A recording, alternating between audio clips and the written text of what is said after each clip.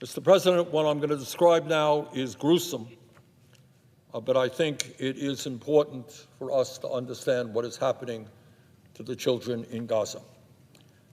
Mark Browner, an American doctor who spent 2 weeks in Gaza in June, described the situation. This is an American doctor who was in Gaza, quote, "A lot of the children have already passed the point of no return, where their physiology has eroded to the point where even refeeding could potentially cause death itself. The gut lining has started to autodigest, and it will no longer have adequate absorptive capacity for water or for nutrition. Death is unfortunately imminent for probably thousands of children," end of quote.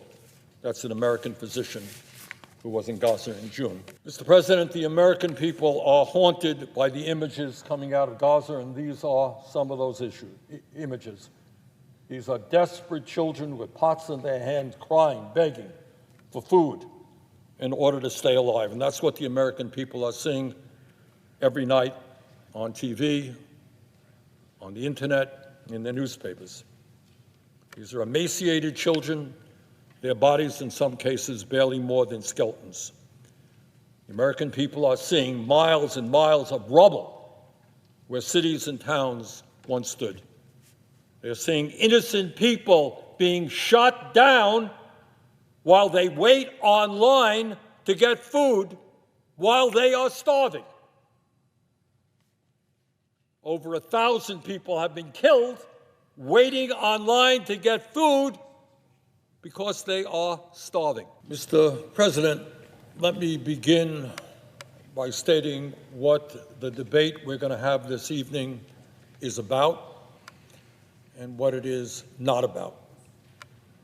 It is not about whether anyone in this Senate disagrees that Hamas is a terrorist organization which began this war with a brutal terrorist attack on October 7th, 2023 that killed 1,200 innocent Israelis and took 250 hostages. Everyone agrees with that. The International Criminal Court was right to indict the leaders of Hamas as war criminals for those atrocities. And I think most of us agree with that. There is also, I believe, no disagreement as to whether or not Israel, like any other country similarly attacked, had a right to defend itself. Clearly, it did. And in a certain sense, Mr. President, this debate is not really about Israel. It is about the United States of America and whether we will abide by U.S. and international law, or whether we will continue to contribute billions of dollars to an extremist government in Israel, which has caused an unprecedented humanitarian disaster in Gaza. This debate is whether or not the United States of America will have any moral credibility on the international scene, whether or not we will be able, with a straight face, to condemn other countries who commit barbaric acts if we don't stand up tonight. That is what we are debating. Mr. President, the vast majority of the American people and the world community understand that the Netanyahu government in Israel has gone well beyond defending itself from Hamas. Over the last 21 months, it has waged an all-out, illegal, immoral, and horrific war of annihilation against the Palestinian people. This war has already killed some 60,000 140,000 Palestinians and wounded more than 143,000, most of whom are women, children, and the elderly. In a population of just over 2 million people, that's all that there are in Gaza, more than 200,000 have been killed or wounded since this war began. That, Mr. President, is 10% of the population of Gaza. 10% of the population of Gaza in the last 21 months has either been killed or wounded. Mr. President, to put that into scale so that we as Americans can understand the enormity of what is happening there, if that kind of destruction happened here in the United States, if 10% of our population were killed or wounded in a war, it would mean that 34 million of us would have been killed or wounded. The toll on Gaza's children is unspeakable, and it is literally hard to imagine.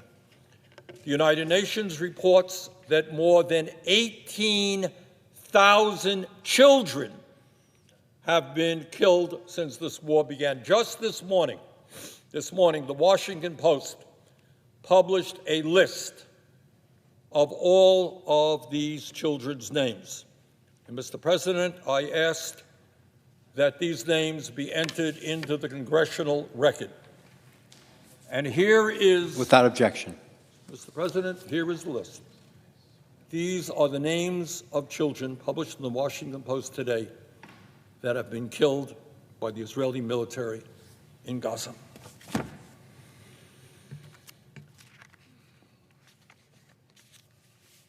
And I should mention that more than 12,000 of these children were under the age of 12, and more than 3,000 children in Gaza have had one or more limbs amputated.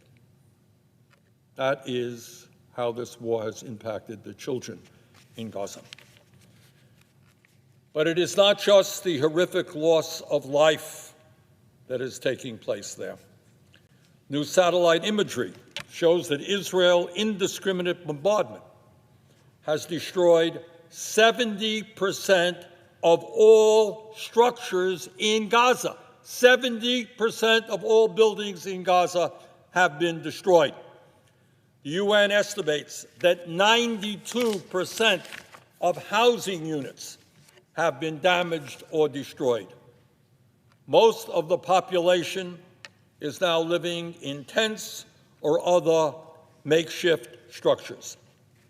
And let us not forget, over the last 21 months, these people, most of whom are poor, have been displaced time and time again, told to go here, told to go there, told to go there, moved around, and often with no possessions other than the clothing on their backs.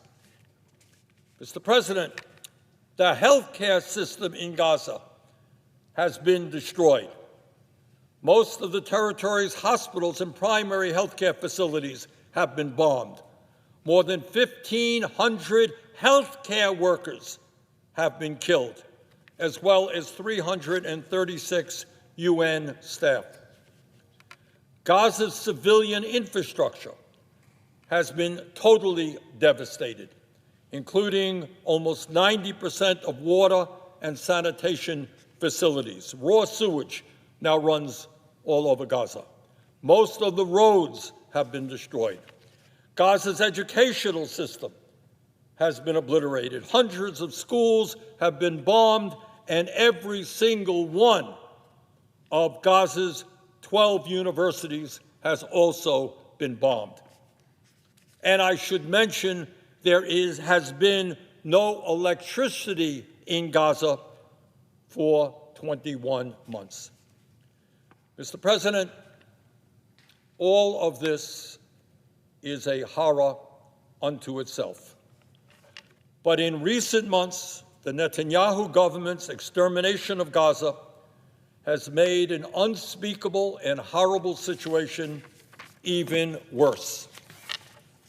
From March 2nd to May 19th, Israel did not allow a single shipment of humanitarian aid to come into Gaza.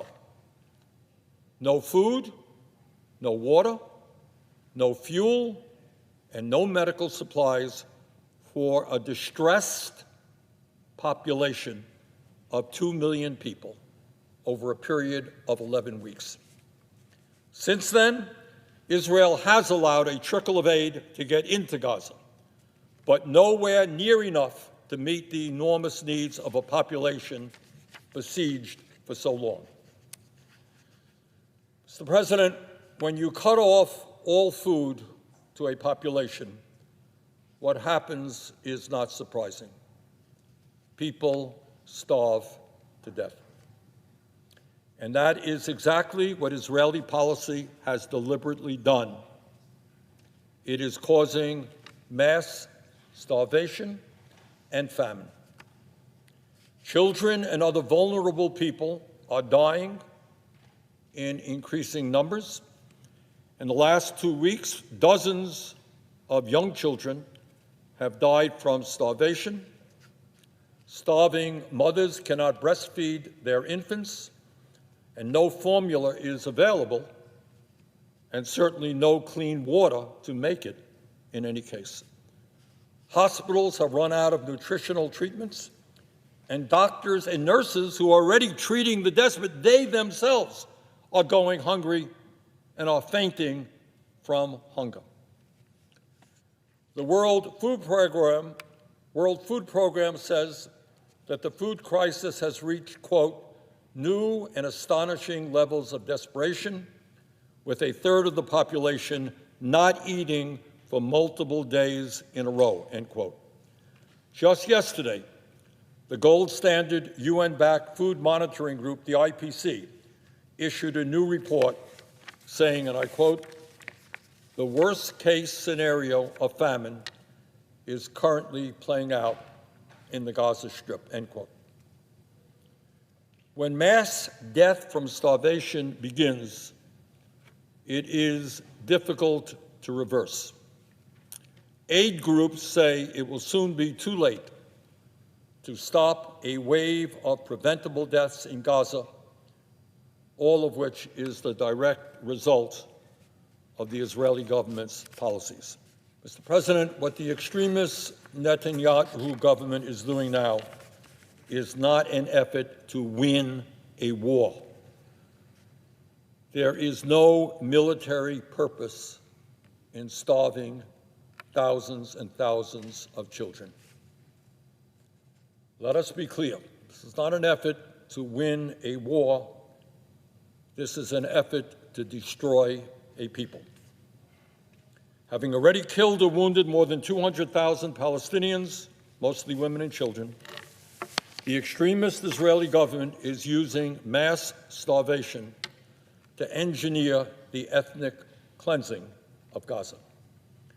They are trying to drive a desperate people out of their homeland to God knows where.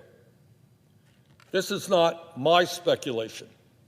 This is what Israeli ministers and officials are saying themselves. A few months ago, the finance minister vowed that, quote, Gaza will be entirely destroyed, end quote. Just last week, another current Israeli minister said, quote, all Gaza will be Jewish. The government is pushing for Gaza being wiped out. Thank God we are wiping out this evil, end quote. Another Likud member of the Knesset and former minister called for, quote, erasing all of Gaza from the face of the earth, end quote. And in the West Bank, not Gaza, in the West Bank, we see this agenda being carried out clearly and methodically, with more than 500,000 Israeli settlers now illegally occupying land integral to any future Palestinian state. Earlier this month, the Knesset even approved a non-binding motion in favor of formally annexing the West Bank. This slow-moving annexation is backed by violence. Israeli security forces and settler extremists have killed thousands of Palestinians in recent years. Israeli settlers brutally beat a young American to death earlier this month. Just this month, an American citizen was beaten to death. The 7th American killed in the West Bank since 2022. Despite a demand from President Trump's ambassador to Israel, this is Trump's ambassador, Mike Huckabee, no one has yet been held accountable for these deaths.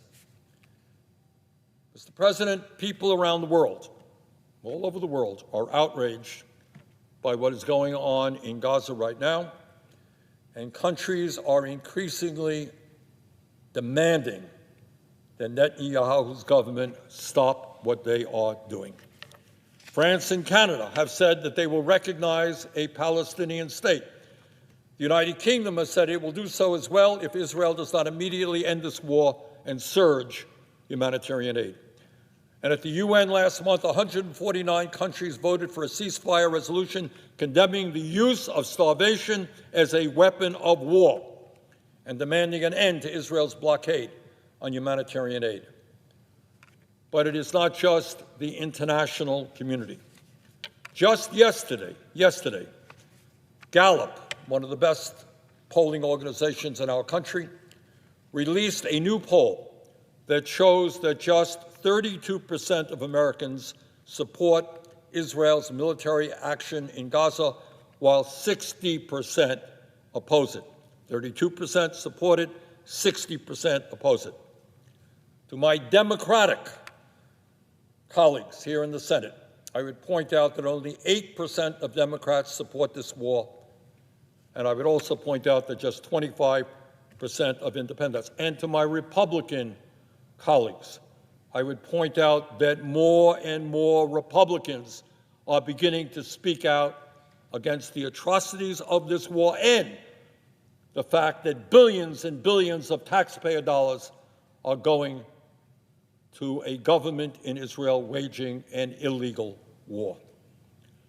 Further, Mr. President, recent Economist YouGov poll shows that just 15% of the American people support increasing military aid to Israel, while 35% support decreasing military aid to Israel or stopping it entirely. Just 8% of Democrats support increasing military aid to Israel. Mr. President, despite these war crimes carried out daily and in plain view, the United States has provided more than $22 billion for Israel's military operations since this war began. $22 billion.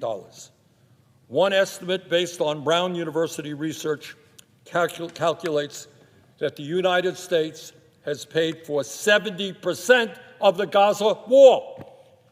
In other words, American taxpayer dollars are being used to starve children, bomb schools, kill civilians, and support the cruelty of Netanyahu and his criminal ministers. And that, Mr. President, is why I have brought these two resolutions of disapproval to block offensive arms sales to Israel. SJ Res 34 would prohibit the U.S. taxpayer-financed $675 million sale of thousands of 1,000-pound bombs and many thousands of JDAM guidance kits. And SJ Res 41 would prohibit the sale of tens of thousands of fully automatic rifles, assault rifles. These arms sales clearly violate the Foreign Assistance Act and the Arms Export Control Act, which prohibit selling arms to countries that violate international law by killing civilians and blocking humanitarian aid. And very few people doubt that that is exactly what Israel is doing. If you want to obey the law, vote for these resolutions.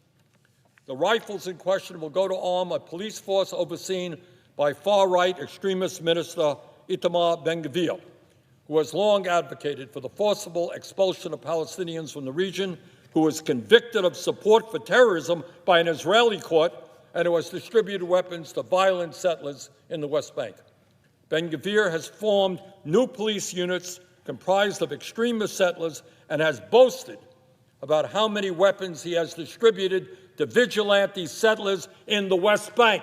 And you want to give him more rifles? That's what one of these resolutions is about.